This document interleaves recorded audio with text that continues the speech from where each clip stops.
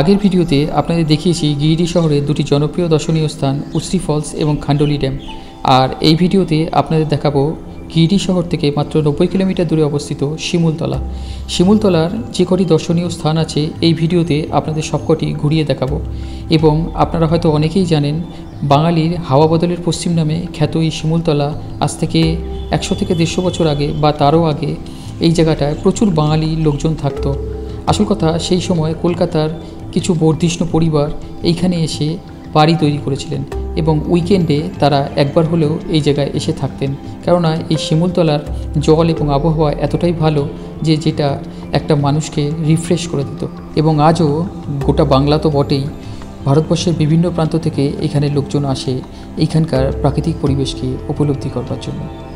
যদি আপনারা শিমুলতলা আসেন তাহলে দেখতে পাবেন যে এখানে আজও প্রচুর পুরনো বাড়িঘরদোর পরিত্যক্ত অবস্থায় পড়ে রয়েছে, কেননা সেগুলিকে রক্ষণাবেক্ষণ করার জন্য বাঙালিদের সংখ্যাটা এখানে খুবই কম এখন। খুব সকাল সকাল শিমুলতলা রেলওয়ে স্টেশন থেকে একটা অটো রিজার্ভ করে নিন।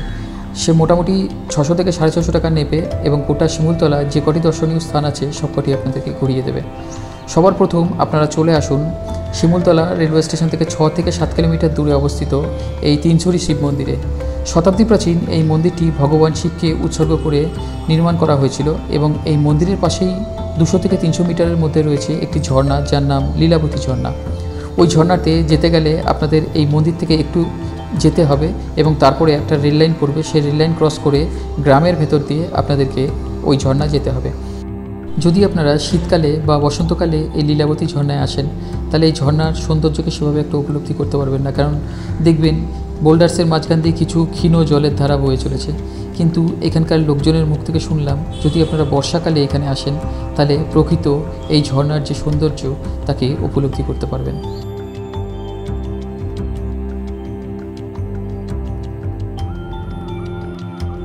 তিনছড়ি শিব মন্দির এবং লীলাবতী ঝর্ণা দেখা হয়ে গেলে পরে আপনারা পরবর্তী যে জায়গাটি আসবেন সেটি হলো ধারারা ফলস।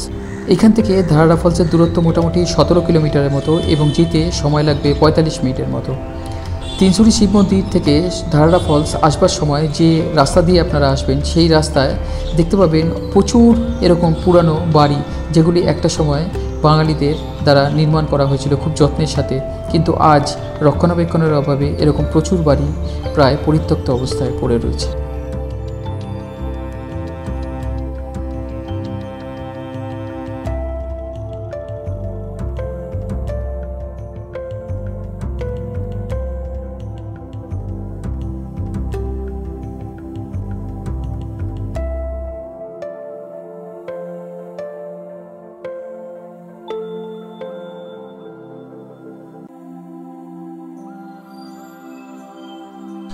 আমরা এসে পৌঁছালাম ধারারা ফলসে।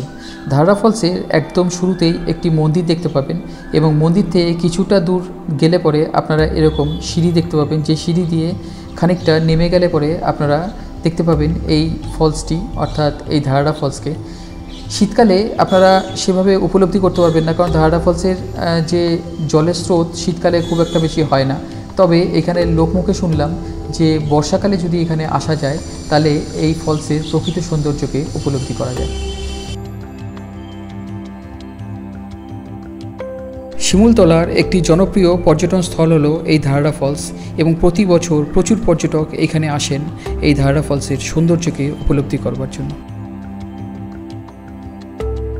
প্রাকৃতিক সৌন্দর্য তো অবশ্যই, তাছাড়াও এই ধারারা ফলসে কিন্তু খুব সুন্দর জীব বৈচিত্র্য লক্ষ্য করা যায়, যেরকম ইন্ডিয়ান সিভেট ক্যাট, শিয়াল এবং বাগরোল জাতীয় প্রাণীর এখানে দেখা মেলে এবং তার সঙ্গে সঙ্গে এখানে কিন্তু ইন্ডিয়ান রক পাইথন ও ইন্ডিয়ান হাইনাসের দেখা মেলে। এই ভিডিওতে আমি কিছু ফুটপ্রিন্ট দেখিয়েছি যেগুলি সম্ভবত হাইনার ফুটপ্রিন্ট, এবং এইখানে কিছু বাচ্চা ছেলের সাথে এইখান থেকে 100 থেকে 200 মিটারের মধ্যে কয়েকটা গুহা আছে, সেই গুহাতে আমি গেছিলাম এবং সেইখানে সেই গুহাগুলি দেখে আমি পরিষ্কার বুঝতে পেরেছি যে এইখানে হায়না বা এরকম ইন্ডিয়ান রক পাইথন থাকার সম্ভাবনা প্রবল আছে। আমার প্রথমে সেরকম কোনো ধারণা ছিল না যে এখানে এরকম কিছু দেখতে পাওয়া যায়, অর্থাৎ আমি সেরকমভাবে স্টাডি করিনি এই জায়গাটাকে, কিন্তু ওরাই আমাকে বললো যে ভাইয়া ইধার লাগার পাক দেখতে কো মিলতা হ্যায়। আমি বললাম চলো দিখাও। তা ওদের সঙ্গে ট্রেক করে খানিকটা উপরে ওঠার পরে এরকম কয়েকটা গুহা দেখতে পেলাম, এবং সেই গুহাতে যদিও আমি দিনের বেলা কিছু দেখতে পাইনি, কারণ আমি জানি যে দিনের বেলায় এরা বেশি একটা অ্যাক্টিভ হয় না, কারণ এরা নিশাচর প্রাণী।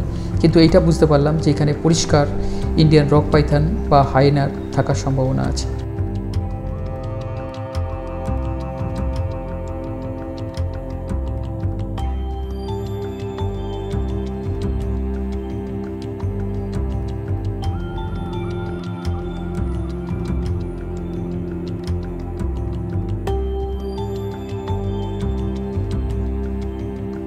ধারারা ফলস দেখা হয়ে গেলে পরে ওইখান থেকে 4 থেকে 5 কিলোমিটার দূরে অবস্থিত রামকৃষ্ণ মঠটি দেখে নিন, যেটি একটি শতাব্দী প্রাচীন রামকৃষ্ণ মঠ এবং যেখানে স্বয়ং স্বামী বিবেকানন্দ এসেছিলেন।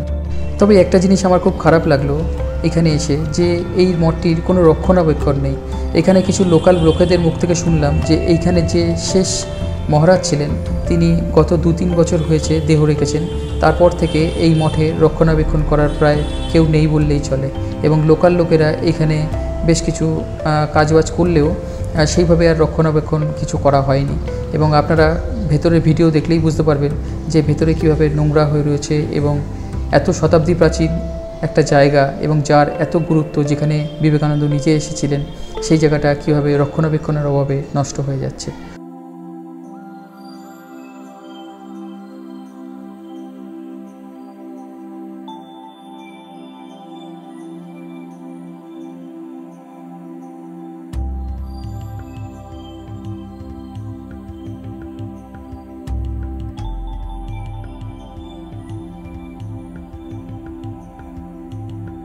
ভেতরের পরিবেশ দেখে আপনারা পরিষ্কার বুঝতে পারছেন যে এই জায়গাটার কী অবস্থা হয়ে রয়েছে এবং কতটা রক্ষণাবেক্ষণের অভাব হলে পরে এরকম অবস্থা হতে পারে।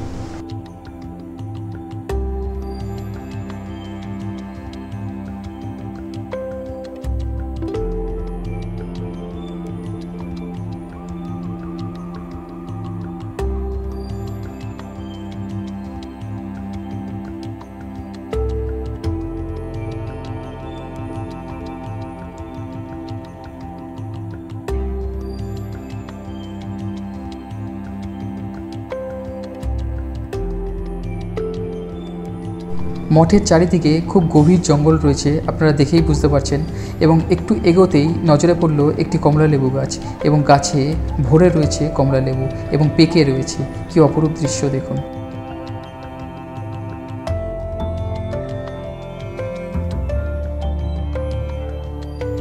রামকৃষ্ণ মঠ দেখা হয়ে গেলে পরে ওইখান থেকে বেরিয়ে 1 কিলোমিটারেরও কম দূরত্বে অবস্থিত লাটু পাহাড়টি দেখে নিন। যে অঞ্চলটি এখন আপনারা দেখতে পাচ্ছেন এটি হলো লাটু পাহাড়। এই পাহাড়ের ওপরে রয়েছে একটি বজরংবলীর মন্দির, যেখানে প্রতিদিন নিত্য পুজো হয় বজরংবলীর, এবং খানিকটা ট্রেক করে উঠলে পরে আপনারা এই পাহাড়ের চূড়ায় উঠতে পারবেন, এবং চূড়ায় উঠলে পরে এই মন্দিরটি দেখতে পাবেন।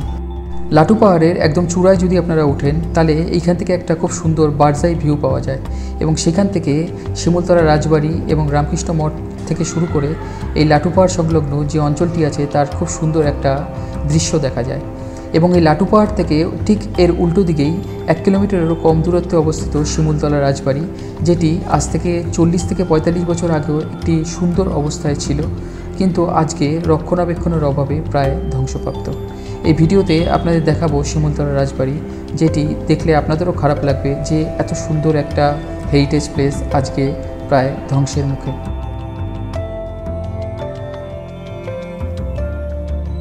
যে বাড়িটি আপনারা দেখতে পাচ্ছেন এটি হলো শিমুলতলা রাজবাড়ি। দেখুন কি জরাজীর্ণ অবস্থা। আজ থেকে 10 বছর বাদে হয়তো আর কোনো অস্তিত্বই থাকবে না এই বাড়িটার, কিন্তু ভেবে দেখুন আজ থেকে প্রায় 150-200 বছর আগে এই বাড়িটা কত ইতিহাস ছিল এবং কত ইতিহাসের সাক্ষী হয়ে এই বাড়িটা আজও দাঁড়িয়ে আছে, কিন্তু রক্ষণাবেক্ষণের অভাবে আজকে ধ্বংসপ্রাপ্ত।